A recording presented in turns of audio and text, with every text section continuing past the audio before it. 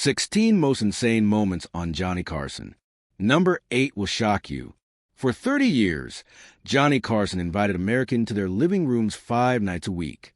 As host of The Tonight Show, he presented a carefully crafted image of cool professionalism, the unflappable king of late night, who could handle any situation with his trademark wit and charm. But sometimes even Johnny Carson, television's most controlled performer, found himself completely blindsided by unpredictable chaos that can happen when the cameras are rolling live. Johnny prided himself on being prepared for anything, revealed a former Tonight Show producer who worked with Carson for over a decade.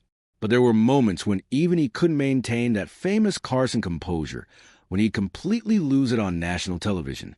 Tonight, we're counting down the 16 most insane, unscripted, and unforgettable moments from Carson's 30-year reign. The times when television's most controlled host found himself completely at the mercy of his guests, his emotions, or sometimes just bizarre circumstances that no one could have predicted. And the moment at number 8 generated more viewer mail than almost any other in the show's history, shocking some viewers while delighting others with Carson's unexpected candor. But first, let's look at the tomahawk demonstration that produced perhaps the most legendary laughing fit in television history. A moment so perfect in its timing and visual impact that it couldn't have been scripted if they'd tried. But that's indefinite. All right. Music, applause, 1. Ed Ames' tomahawk disaster. It began as a straightforward demonstration. Ed Ames, then starring as Mingo on the popular NBC series Daniel Boone, appeared on The Tonight Show in April 1965 to demonstrate the art of tomahawk throwing, a skill his character regularly displayed on the frontier drama. The segment started normally enough. Ames explained the proper technique, while Carson listened attentively. A wooden silhouette representing a cowboy was brought out ace a target, and Ames prepared to throw. What happened next created television history. Ames threw the tomahawk with precision, but it landed squarely in the wooden figure's crotch. The studio audience erupted into immediate laughter, but it was Carson's reaction that transformed a funny mishap into one of television's most iconic moments. Johnny just lost it completely. Recalled a director who was in the control room that night. We'd seen him laugh before, but never like this. He was literally doubled over, tears streaming down his face, completely unable to speak for what felt like minutes.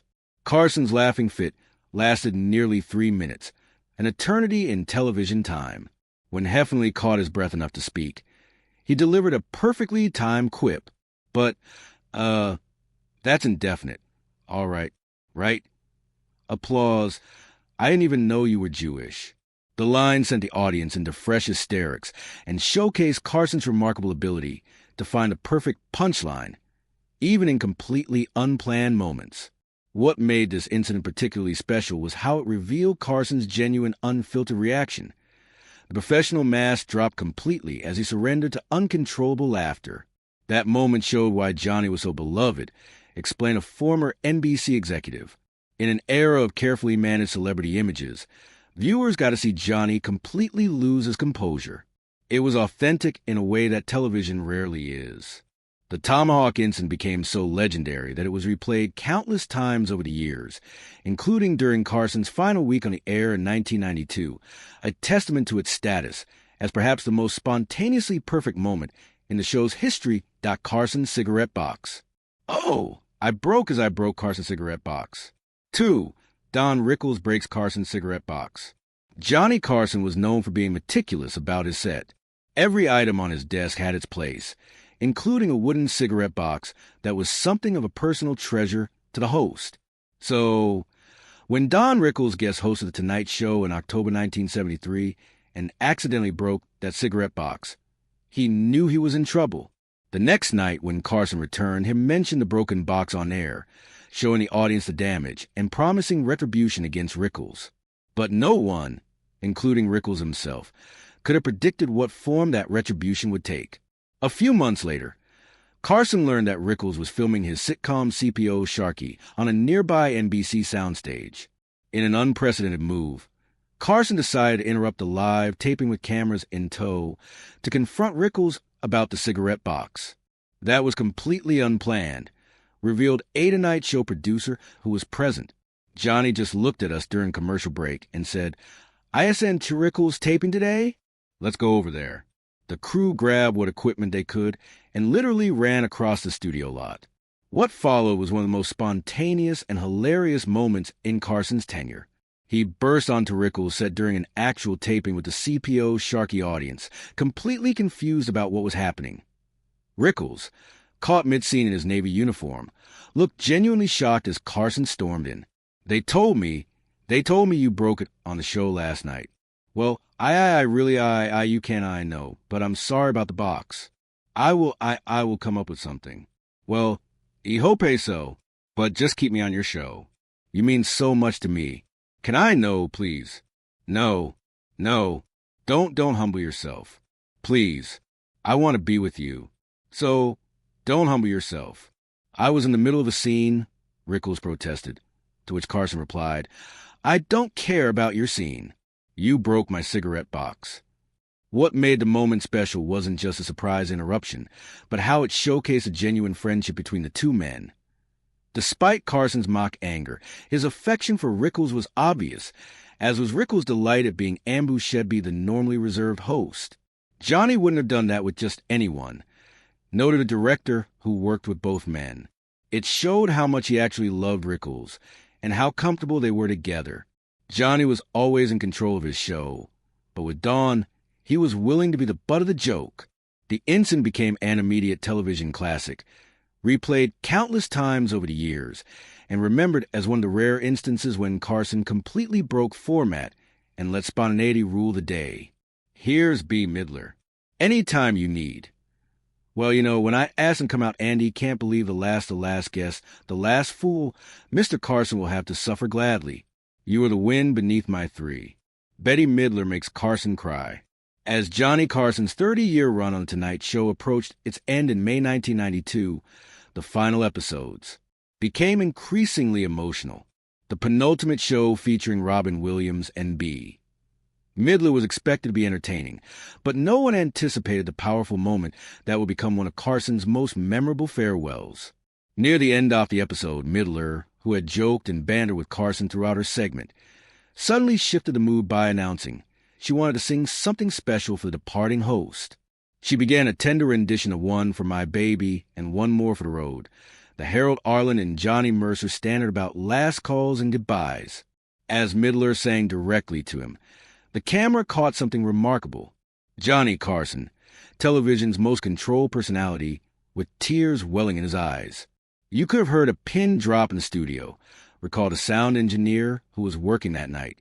Everyone, the crew, the audience, we all knew we were witnessing something extraordinarily intimate. Johnny wasn't just allowing himself to be vulnerable on camera. He was saying goodbye to 30 years of his life. For a man known for his emotional restraint, this public display was unprecedented. Throughout his career, Carson had carefully maintained a certain distance, charming, but never completely revealing his true feelings. In this moment, however, the wall came down completely. Johnny didn't try to hide it or make a joke to break the tension, noted a director who worked on the final shows. He let himself have that human moment with Bet and the audience. It was incredibly moving precisely because we all knew how rare it was for him to show that side off himself. When Midler finished, Carson leaned forward and kissed her hand, a gesture of genuine gratitude that spoke volumes. He then looked into the camera and simply said, "I can't top that." The moment has since been described as one of the most authentic in television history. A rare instance where the normally guarded Carson allowed viewers to see his genuine emotions during what was clearly an overwhelming personal transition. See, he's just getting comfortable. Well, I can't sit here. I can't sit and talk to people with an animal on my head. Applause, cute little. Was he spitting? Was that saliva? 4. Animal handler's monkey climbs Carson's head. Throughout his tenure on The Tonight Show, Johnny Carson welcomed countless animal experts with their exotic companions. These segments were always unpredictable, but perhaps none more so than a 1979 appearance by animal handler Joanne Steele and her Capucin monkey. The segment began routinely enough with Steele explaining Feeman Kiki's habits, while Carson listened attentively.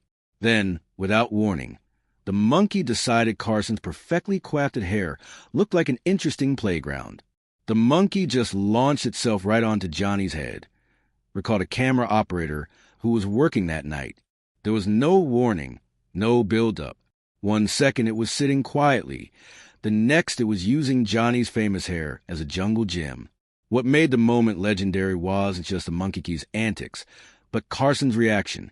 Rather than panicking or calling for assistance, he remained perfectly still, a look of resigned amusement on his face as the primate thoroughly disheveled his carefully styled hair. Johnny's hair was sacred. It was always perfect, not a strand out of place, explained a makeup artist who worked on the show. To see it completely destroyed by a monkey while he just sat there with that deadpan expression, it was comedy gold. When the monkey finally returned to its handler, Carson looked directly into the camera, his hair sticking up in all directions, and delivered a perfectly timed. And this, ladies and gentlemen, is why I prefer cats. The audience erupted in laughter. What made this moment particularly special was how it showcased Carson's greatest strength as a host. His ability to find humor in completely unplanned disasters without ever seeming flustered or losing his cool. That was Johnny at his best, noted producer who worked on the show for many years. He knew the audience wasn't laughing at him. They were laughing with him at the absurdity of the situation. He always understood the difference, and he never minded being part of the joke as long as it was funny. The monkey incident became one of the most requested clips from the show's archives, a perfect example of Carson's unique ability to maintain his dignified persona even in the most undignified circumstances. Particular interest of mine, and I'm very paid to present this gentleman's amazing illusions. Would you welcome the great Fly-in-a-Five Steve Martin's absurdist magic routine? When Steve Martin appeared on The Tonight Show in 1980, he was already establishing himself as a pioneer of a new kind of anti-comedy, humor that derived its power from being deliberately awkward, absurd, and sometimes completely nonsensical. For this particular appearance, Martin announced he would perform a magic act, prompting Carson to step aside and give him the stage. What followed was one of the strangest and most hilarious performances ever seen on The Tonight Show. Martin's Great Fly Danny routine featured the comedian pretending to unzip his pants and pull various objects from his fly: eggs, a salt shaker, air-ringing telephone, and eventually a tiny hand that waved at the audience. The beauty of that moment was watching Johnny's reaction, recalled a writer who worked on the show. He started out playing the straight man, but as the routine got more and more absurd, you could see him genuinely losing it, not just performing laughter, but actually being caught off guard by Martin's commitment to the bit. By the end of the routine, Carson was doubled over, struggling to maintain his composure as Martin continued with complete deadpan seriousness. What made the moment special was a visible delight Carson took in being surprised by Martin's bizarre creativity. Johnny loved being genuinely entertained, explained a producer who worked with both men. He saw thousands of comedians over the years, and very few could truly surprise him. Steve was one of the rare performers who could make Johnny feel like a regular audience member again, someone who didn't know what was coming next. Applause, the routine has since been recognized as a perfect encapsulation of Martin's revolutionary approach to comedy, subverting expectations, embracing absurdity, and finding humor in the deliberately uncomfortable. For Carson, it represented a rare opportunity to step out of his host role and simply enjoy being caught up in another performer's unique vision. After the camera stopped, Johnny was still laughing. The producer remembered. He turned to me and said, "That's the kind of thing that makes this job worth doing." High praise from a man who had seen it all. Believe that comedy can heal you. Praise the power. Praise the Jesus. And Sears at a sale as furniture when cheap. 6. Robin Williams goes rogue. When Robin Williams appeared on The Tonight Show, the normally structured format off late-night television gave way to pure uncontrolled chaos. Williams, with his manic energy and lightning, fast improvisational skills, simply couldn't be contained within Carson's usual interview framework. Johnny once said Robin was like trying to catch lightning in a bottle while it's already running away, recalled a Tonight Show writer who witnessed several of Williams' appearances. Most guests followed Johnny's lead. Robin was one of the few who actually forced Johnny to follow his. A particularly memorable appearance occurred in the early 1980s, when Williams was ostensibly there promote a film. Within seconds of sitting down, however, he had launched into a series of rapid-fire impressions, leapt from the guest chair to demonstrate a physical bit, and transformed Carson's desk into an impromptu stage for what appeared to be a completely unplanned performance. The producers would be in the control room in a panic, revealed a director who worked on several of Williams' appearances. They'd be saying, "Where is he going with this? Should we cut to commercial?" But Johnny would just wave them off. He recognized that with Robin, you just had to let go and enjoy the ride. And yet, look, vile fool, come to Heather. No, thou hast forced me to wear designer jeans for no reason. Applause. I will walk now, and cameraman going, "Where is he going now? Where am I now?" What made these appearances special was watching Carson, normally the one in control, willingly surrender the reins to Williams' frenetic genius. Rather than trying to steer the conversation back to prepare talking points, Carson would simply lean back in his chair, sometimes wiping away tears of laughter, content to serve as an audience member rather than a host. Johnny loved that Robin kept him on his toes, explained the producer. After thousands of interviews that followed predictable patterns, Robin was gloriously unpredictable. Johnny once told me, "I never know what's going to happen when Robin sits down, and that's the highest compliment I can give a guest." Williams' appearances became so legendary that Carson would actually prepare the audience before he came out, essentially warning them to expect the unexpected. IT was one of the rare instances where Carson acknowledged that his usual format might not apply, a testament to Toei's recognition of Williams' singular talent. Marco Manganzo was hurt. Marco Mangalanzo. Fambino Balmato. 2 bullets in the head. Thursday, .7. Don Rickles roasts Frank Sinatra. When Frank Sinatra appeared on Tonight Show in 1976, he arrived with an aura of untouchable celebrity that had made him a legend and that had made many comedians wary of targeting him with their humor. Sinatra's connections and temperament were well known in Hollywood, and few performers were willing to risk his displeasure. Don Rickles was not among those few. With Sinatra seated next to him on Carson's couch, Rickles launched into one of his trademark roasts, treating the chairman of the board with the same irreverent disrespect he might show to any audience member at his nightclub act. "Look at him. He's the big star," Rickles began, gesturing towards Sinatra. "He comes on, and everybody thinks he's so wonderful. Let me tell you something. This man I asseverated." As Rickles continued his barrage, the camera caught Carson's reaction, a mixture of nervous laughter and genuine concern about how Sinatra might respond to this public ribbing. Johnny was actually nervous, confirmed a producer who was present that night.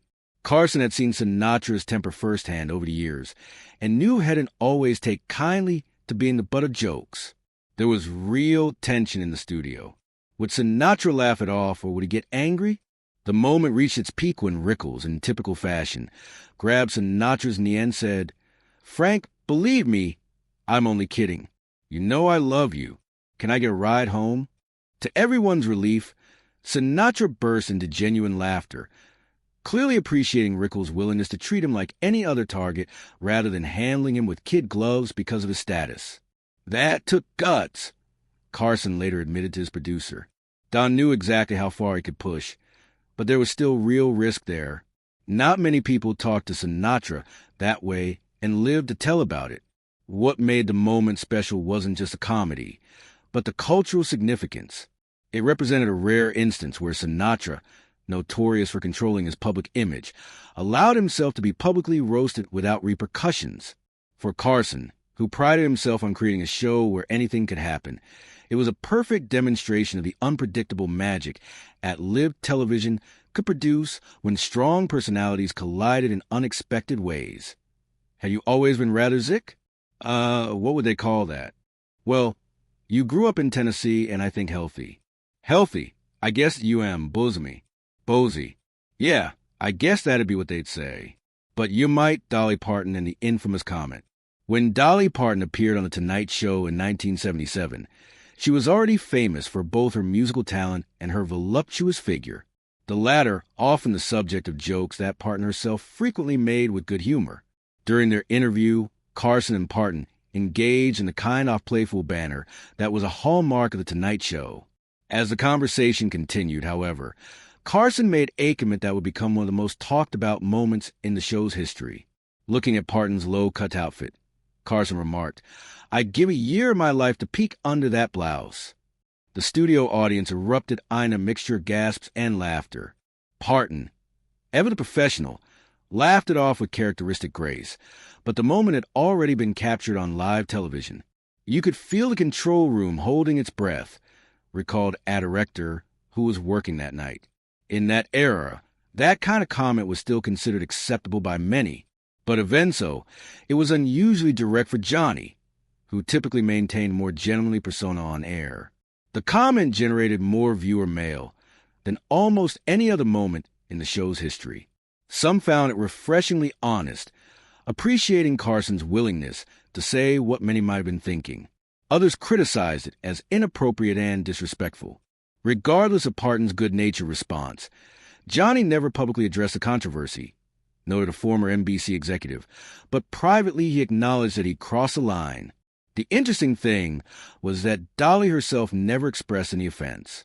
In fact, she later said she took it as a compliment. What made this moment particularly significant was how it revealed the changing standards of television and public discourse. What might have passed without comment in earlier decades was now becoming subject to greater scrutiny, a cultural shift that would accelerate in the years that followed. For Carson, who had built a career on knowing exactly where the line was at any given moment, it represented a rare misstep, a case where his usually impeccable judgment about what was appropriate for television temporarily failed him. That comment wouldn't make it to air today, observed a television historian. But it captures a moment in time when television was still figuring out the boundaries between candor and respect, between what might be said in private and what was appropriate for broadcast. The incident remains one of the most frequently cited moments from Carson's 30-year tenure, a testament to its impact on viewers and its place in the cultural conversation about celebrity, gender, and the evolving standards of public discourse. Let me ask you something. What was Thiege's name in Vegas? H-U-G-A? Yeah. He's got a better job than you. He only works 2 hours a week. 9. Bob Hope bombs. And Carson is over it. Bob Hope was one of America's most beloved entertainers. A comedy legend whose career spanned vaudeville radio, film, and television. His appearances on The Tonight Show should have been highlight moments. And in earlier years, they often were. By the 1980s, however, a troubling pattern had emerged. Hope then in his late 70s and early 80s would arrive with dated material, often reading jokes from cards and seeming disconnected from the audience's reaction. Johnny dreaded those appearances, revealed a writer who worked on the show during this period. Earlier in his career, Bob had been brilliant, but by this point, he was essentially going through the motions, telling the same jokes about golf and politics that he'd been recycling for years. What made these segments particularly uncomfortable was watching Carson, himself a master of comedy timing, forced to pretend that Hope's material was landing better than it actually was. Johnny was too professional to ever let on publicly, the writer continued. But backstage, after one particularly painful appearance, he muttered, "Hope doesn't listen, he just talks." It was a rare moment of candor about a fellow comedian he respected, but whose act had calcified over time. The most awkward of these appearances occurred in the mid-1980s when Hope arrived with a set of jokes about then current events that felt stale and disconnected. As Hope continued reading from his cards, seemingly oblivious to the tepid audience response, Carson's face told a real story, a mixture of professional courtesy and genuine discomfort. They do a number called the Lion's Man Lament, and it sounds pretty good considering they're singing through scar tissue. I think it's marvelous. Johnny's smile got tighter and tighter, recalled a camera operator who was present that night. He was doing that thing where he'd loosen his tie and glance at Ed, his signal that things weren't going well, but he was going to soldier through. What made these moments particularly poignant was a contrast between Hope's earlier brilliance and his later appearances. Carson, who deeply respected comedy's traditions and its pioneering figures, found himself in the uncomfortable position of witnessing the legend who had outlasted his ability to connect with an audience. It was like watching Willie Mays in his final season, observed producer who worked on several of Hope's later appearances. Johnny understood better than anyone that comedy is ephemeral. What works in one era doesn't necessarily translate to the next. I think watching Hope struggle reminded him of his own mortality in the business. Despite his private frustrations, Carson always treated Hope with public respect, a testament to his understanding of show business history and his own place within it. And there are nights when I think I feel that stare and I reach out my hand to stroke his hair, and he's not there. Point 10. Jimmy Stewart's poem leaves Carson speechless. Jimmy Stewart was a frequent and beloved guest on The Tonight Show throughout Carson's tenure. Their rapport was always warm, with Stewart's gentle, sometimes halting delivery providing a perfect counterpoint to Carson's smooth professionalism. In 1981, Stewart appeared on the show and mentioned that he had written a poem about his dog, Bo, who had recently passed away. Carson invited him to read it, likely expecting a lighthearted tribute to a beloved pet. What followed instead was one of the most genuinely moving moments in the show's history. Stewart began reading Bow, a poem that started simply enough, but gradually revealed deeper emotions about love, loyalty, and loss. And there are nights when I think I feel that stare, and I rack out my hand to stroke his hair, but he's not there. Oh, how I wish that wasn't so. I'll always love a dog named Bo. As Stewart finished reading, the camera caught Carson's reaction, genuine emotion on the face of television's most controlled personality. Carson, visibly moved, seemed momentarily at a loss for words. Johnny was actually tearing up, confirmed the director who was in the control room that night. This wasn't TV motion for the audience. This was Johnny Carson, the man, not the host, genuinely touched by Stewart's words and delivery. What made the moment especially powerful was its unexpectedness. In an entertainment format built around promotional chatter and light humor, Stewart had delivered something authentically poignant, and Carson had allowed himself to respond with equally authentic emotion. Johnny didn't try to cover a joke or move quickly to a commercial, noted a producer who witnessed the exchange. He gave the moment the respect it deserved, which told the audience it was okay to feel something, too. That was rare in late-night television, which typically valued cleverness over genuine emotion. The segment has since become one of the most remembered from Carson's entire 30-year run, not for humor or celebrity gossip, but for its simple human truth about love and loss, delivered by one American icon and received with visible emotion by another. This is a right to It's a Heavy Snake. What does it weigh? About 50, 60 pounds. She weighs 11. Snake escapes during Joan Embry's segment. Joan Embry of the San Diego Zoo was a regular Tonight Show guest, bringing a variety of exotic animals for Carson to interact with, sometimes enthusiastically, sometimes reluctantly. While these segments always carried an element of unpredictability, one appearance in the late 1970s provided a moment of genuine spontaneous comedy and has become part of Carson lore. Something as large as a small pig or wildcat, usually not humans. Yeah, well, I thank you for bringing it down. Waiting my car, we'll be right back. Embry had brought several animals that day, including a particularly large Burmese python. As she was explaining fact about the snake, it began to move more actively than expected, suddenly slithering off the desk and heading in Carson's direction. Carson's reaction was immediate and unfiltered. He leapt from his chair with remarkable speed, backing away from the approaching reptile with a look of genuine alarm that sent the audience into hysterics. Johnny was not faking that response, laughed the floor director who witnessed the incident. He had a well-known discomfort with some of the more intimidating animals, though he was always game to try. But when that snake made its move, all pretense disappeared. That was pure fight-or-flight response on national television. Once the snake was safely recaptured by Embry and her assistants, Carson returned to his chair, straightened his tie, and delivered the perfect punchline, "Somebody better check my pants." What made the moment especially endearing was how it momentarily stripped away Carson's suave persona, revealing the same instinctive reaction that many viewers would have had in the same situation. Johnny's greatest gift was his relatability, explained a producer who worked on many of Embry's appearances. In that moment, he wasn't the king of late night. He was just a guy who really didn't want a giant snake crawling up his leg. The audience loved those glimpses of the real Johnny beneath the polished host. The python incident became one of the most requested clips from the show's animal segments. A perfect example of how Carson's willingness to place himself in potentially uncomfortable situations often resulted in the show's most memorable moments. I was a little bit late tonight. Sorry if you know I upset anybody here. I had an unusual incident in traffic. I either ran over a sheep or I ran over a small man wearing a sheepskin coat. 12. George Carlin sneaks in censorship jab. George Carlin had built much of his later career around challenging societal norms and pushing the boundaries of what could be said on television, most famously with his 7 words you can never say on television routine. His appearances on The Tonight Show required a delicate balance, allowing Carlin to be himself while respecting the network's content restrictions.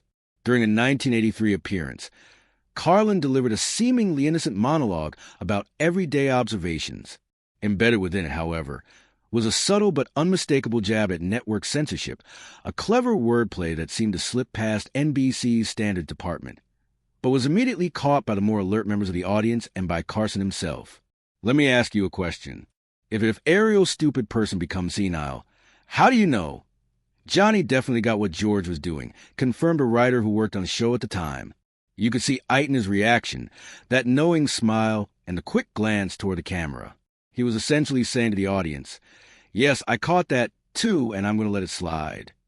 What made the moment special was Carson's silent complicity. Rather than steering the conversation in another direction or creating distance between himself and Carlin's subversive humor, Carson's reaction suggested a personal appreciation for Carlin's cleverness in navigating the restrictions. Johnny had his own issues with network interference over the years, explained a producer who worked closely with Carson. While he wasn't a boundary pusher like Carlin, he respected comedians who found creative ways to say what they wanted to say despite the limitations placed on them. The network executives were reportedly less amused. According to staff members, NBC received several complaints about the segment, questioning how such content had made it to air. Johnny defended Carlin in private. The producer continued. He essentially told the network that if they couldn't figure out what Carlin had done until after it aired, then the comedian had earned the right to get away with it. Johnny appreciated cleverness above almost everything else. For viewers, the moment represented a rare instance of television commenting on its own restrictions, a meta moment where Carson, Carlin, and the more perceptive audience members shared a joke that existed partly because of the very censorship it was critiquing. You're going to start already. No, I'm not starting, that I'm almost through. Good to see you. How do all these people get in your room? 13. Dean Martin appears drunk and kills. Dean Martin had built his public persona around the image of the charming, slightly inebriated performer who could deliver perfectly timed jokes while appearing to be halfway to intoxicated. This carefully crafted character made him one of the most beloved entertainers of his era and a frequent guest on The Tonight Show. During a memorable appearance in the 1970s, Martin seemed to lean particularly hard into his tips of persona, slurring words, missing his chair when trying to sit down, and delivering punchlines with exaggerated precision of someone working hard to appear sober. Dean was playing it up more than usual that night, recalled a director who worked on the show. The audience was eating it up. They loved the idea that they were seeing the real Dean Martin, the life of the party, who had maybe had a few too many before coming on air. What made the appearance particularly interesting was Carson's response. Rather than trying to rein Martin in or steer the conversation toward safer territory, Carson effectively became Martin's straight man, setting up situations that allowed the seemingly intoxicated performer to deliver increasingly outrageous responses. Johnny knew exactly what Dean was doing, explained a producer who worked with both men. Dean's drunk act was just that, an act, or at least a greatly exaggerated version of reality. But Johnny understood that audiences love that persona. So he gave Dean the space to play it to the hilt. What? You don't do many shows other than your own television show. I don't see you running. I go to the Megam. Go to what? The Megam in Las Vegas and the MGM Hotel. The segment reached its comedic peak when Martin attempted to tell a story about a golf game, lost his train of thought mid-anecdote, looked confused for a moment, then simply shrugged and said, who cares? It wasn't that funny anyway. The audience erupted in laughter at this apparent moment of drunken candor. The brilliance of Dean was that you were never quite sure how much was an act and how much was real, noted producer. Johnny appreciated that ambiguity. It created an electricity in the studio because viewers felt like anything might happen. While some critics questioned the wisdom of appearing to celebrate excessive drinking on national television, the segment remains a classic example of twin-entertainment legends playing off each other's strengths. Martin's carefully crafted persona, finding its perfect complement in Carson's willingness to play along. John Donne, are you the governor of Guam? Aren't you getting me now? I know your age. The prom's over. Oh. 14. Johnny crashes his own monologue.